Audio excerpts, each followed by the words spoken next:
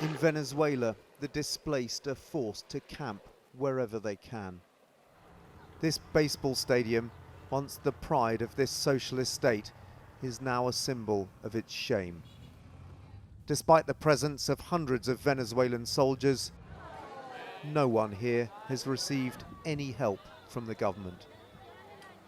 One volunteer doctor who wanted to talk anonymously was withering in her assessment. How do you think the government has performed in this crisis? They're pretty useless. There were a lot of 24, 88 hours, the golden hours that we need to save people, and they weren't there. And also they were blocking the way us here. So they're being pretty irresponsible. And how much anger is there in a camp like this towards the government now? They can walk here.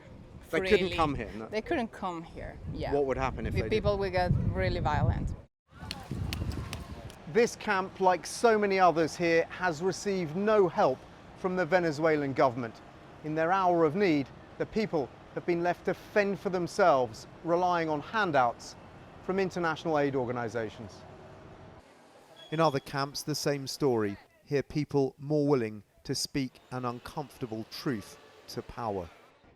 Because the government in reality doesn't exist. The government of Venezuela is completely useless. In this situation, there were a lot of police officers who were looting, looking for what they can take. They didn't go there to save lives.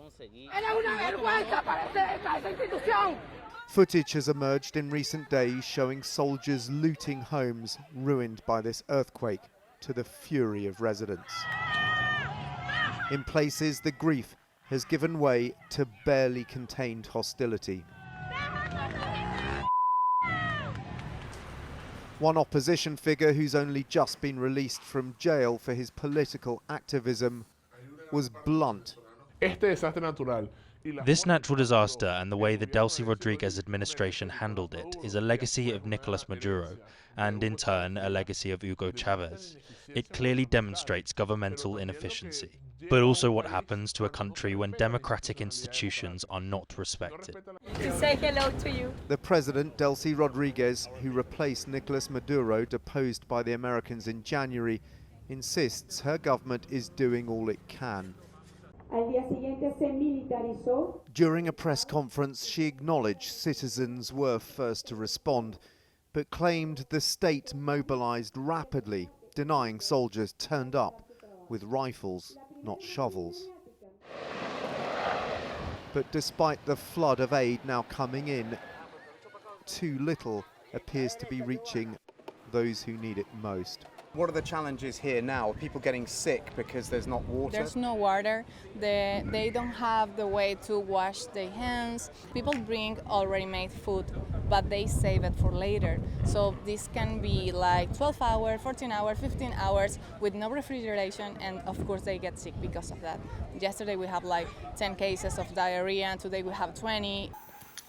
Worse still, some rescue teams have been prevented from getting to the worst hit areas